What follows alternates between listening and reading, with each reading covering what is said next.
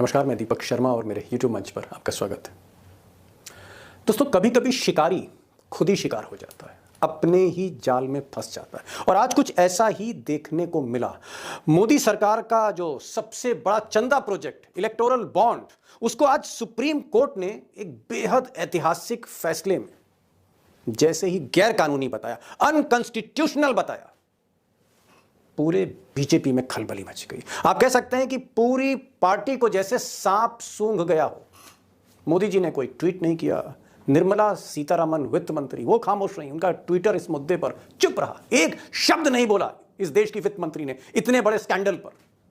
अमित शाह खामोश रहे, राजनाथ खामोश रहे, पूरी पार्टी चुप्पी साध ली।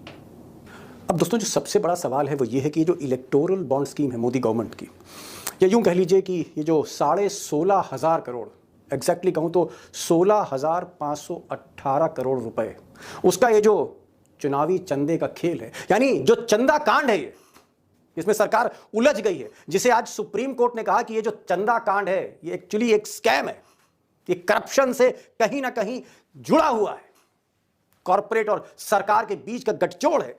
ये जो चंदा कांड है जो गलत है, असंवैधानिक, करप्शन की जिससे एक बू आती है, इस चंदे कांड का, देश के सबसे बड़े चंदे कांड का मास्टर माइंड कौन है? Who is the master mind? इसका मास्टर माइंड कौन है इस चंदे कांड का? अब आज बीजेपी की तरफ से इस तरह की कोशिशें हुई गोदी मीडिया में खबरें प्लांट कराने की कि साहब ये जो चंदा कांड है ये दरअसल उस वक्त के जो वित्त मंत्री थे अरुण जेटली साहब, मरहूम अरुण जेटली, ये प्लानिंग इनकी थी। अरुण जेटली ने इसको प्लान किया, एक तिगड़म के साथ मोदी जी को ऑब्लाइज करने के लिए इन्होंने ये पूरा का पूरा एक योजना बनाया, प्रोजेक्ट तैयार किया और मोदी जी को कन्विंस किया और 2018 में बजट में फाइनेंस बिल के तहत ये इलेक्टोरल बॉन्ड स्कीम लेके आए और मोदी जी जो सखत नए थे उनको अरुण जेटली ने कन्विंस कर दिया। यानी सारा जो खेल था, सारा जो प्लानिंग थी, जो मास्टरमाइंड थे, ऐसा आज भाजपा के नेताओं का कहना है जो गुजरात लॉबी के करीब है कि अरुण जेटली का खेल था। मोदी बेचारे तो बेकसूर थे, वो तो गुजरात से आए थे देश की सेवा करने के लिए, वो तो प्रधान सेवक थे। खेल तो जेटली ने खेला और जेटली मोदी को फंसा के चले गए। अब सच्चाई तो यह है कि अरुण जेटली भले ही आज वो इस दुनिया में नहीं है, लेकिन जानकारों का कहना है कि अरुण जेटली की कोई हैसियत ही नहीं थी। भले वो वित्त मंत्री थे, वो भले ही मोदी जी के दोस्त थे, उनकी हैसियत नहीं थी इस सरकार में। एक फाइल भी वो बिना मोदी से पूछे दस्तखत नहीं करते थे। और जहां तक नोटबंदी का सवाल है, डिमोनेटाइजेशन का सवाल है, जेटली वित्त मंत्री थे, उनको उस शाम तक पता नहीं था कि नोटबंदी होने जा रही। हकीकत ये, तो क्या जेटली इस पोजीशन में थे कि वो एक अपने दिमाग से, एक अपनी प्लानिंग से इतनी बड़ी स्कीम ले आए और मोदी को कन्विंस कर दें और मोदी जेटली की स्कीम को बिना परखे उस पर दस्तखत करके कैबिनेट में प्रस्ताव लाएं और लागू कर दें, वो बजट बन जाए?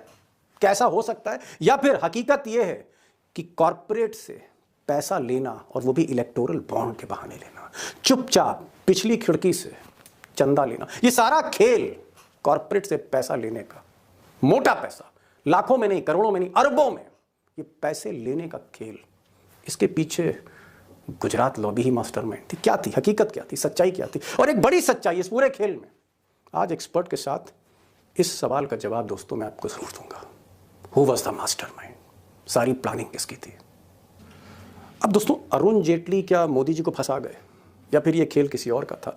अब अरुण जेटली तो इस दुनिया में नहीं है और ना ही उनका कोई पक्ष रखने वाला आज है। बीजेपी में पक्ष रखेगा कौन जब सारा का सारा ठीकरा ही जेटली पे फोड़ा जा रहा है कि साहब वो फंसा गए थे, उन्हीं का प्लान था, उन्हीं का ये तिगड़मी दिमाग था। मोदी जी तो बेचारे बेकसूर हैं, वो तो प्रधान सेवक हैं, वो तो सेवा करने आए, मेवा तो अरुण जेटली ने खाया। इस तरह की जो बातें हो रही हैं, मुझे लगता है कि इसके तथ्यों में मैं जाऊंगा, इसकी सच्चाई आपके सामने आज मैं रखूंगा। Who was at fault? Who was the mastermind? Mastermind कौन था? प्लानिंग किसकी थी?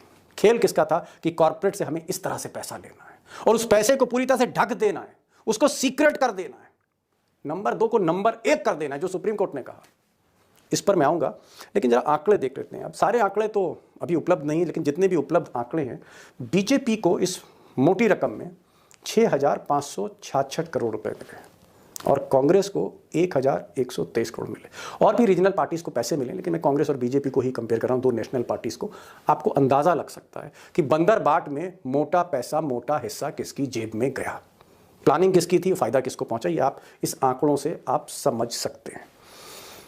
सवाल इस बात का है कि मार्च 13, आने वाली मार्च 13, एक महीने से कम का वक्त है, और मार्च 13 को ये सारे आंकड़े स्टेट बैंक से लेकर इलेक्शन कमीशन को अपनी वेबसाइट में डालने, यानी मार्च 13 को हमें, आपको, इस पूरे मुल्क को, देश को पता लग जाएगा किसका पैसा था, कितना पैसा था, किसकी जेब में गया, और बाद में ये भी हिसाब होगा कि उसके बदले उसको मिला क्या मिला उसको उसके बदले में।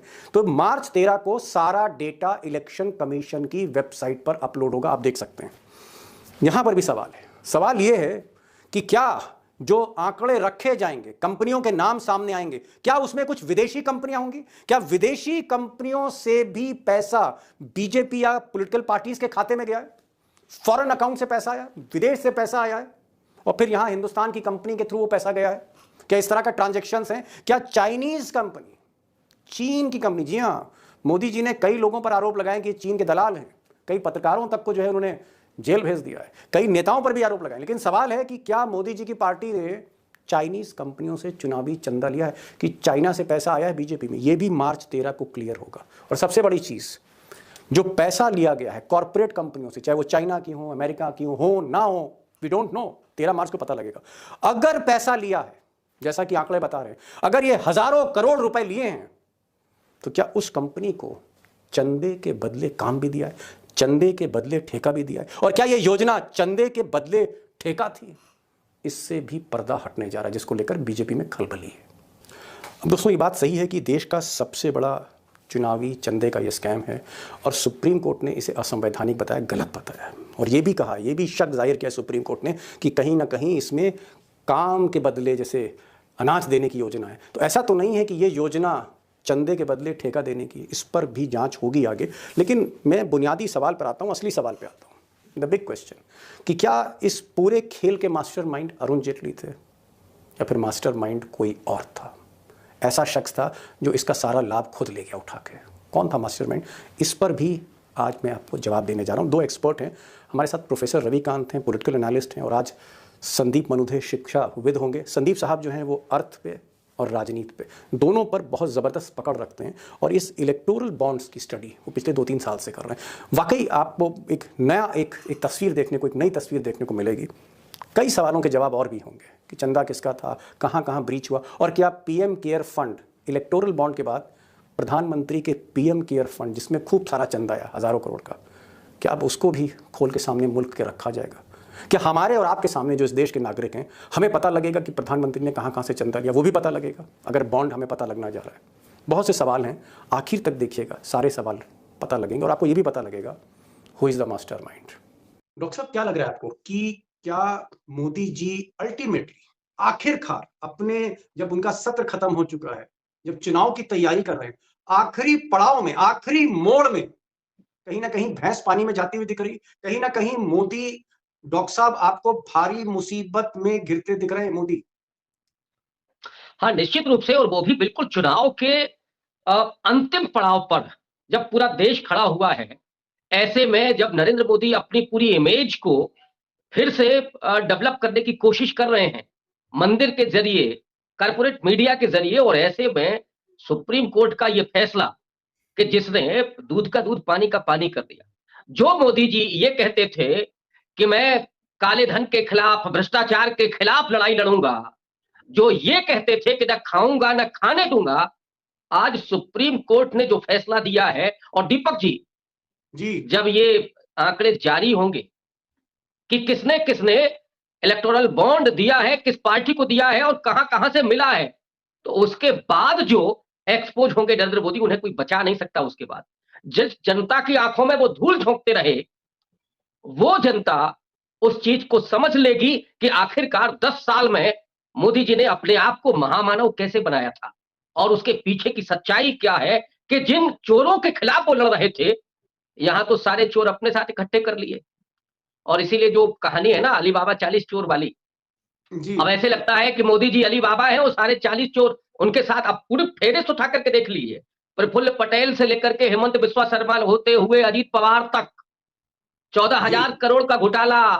अजीत दादा चक्की पीसिंग, देवेंद्र फडणवीस ने कहा था, खुद नरेंद्र मोदी कह रहे थे, और फिर अजीत पवार वहीं आते हैं, डिप्टी सीएम हो जाते हैं। तो इससे तो बढ़िया कुछ हो ही नहीं सकता। लेकिन ये जो प्रोजेक्ट है, वो चल नहीं पाया, और सुप्रीम कोर्ट ने उसको ध्वस्त कर दिया। जी तो जी जो जी। भी बनाया था मोदी जी ने, एक झटके में सबका सब समाप्त होने जा रहा है। वो भी बिल्कुल किनारे पर खड़े हैं मोदी जी। तो ऐसे लगता है जी ना जैसे गई भैंस पानी में जिसको कहा जाता है ना, तो अब तो मोदी जी की गई भैंस पानी में, दीपक जी। नहीं नहीं, वो सही बात है कि पायदान पे चढ़ रहे थे, आखिरी पायदान की किसी ने दरी खींच ली हो या सीढ़ी नीचे खींच ली हुई, कुछ इस तरह का इफेक्ट है। और शायद इसीलिए मुझे ऐसा लगता है कि बीजेपी आज पूरी तरह से खामोश है। वो जो लाखों की ट्रोल सेना है, वो जो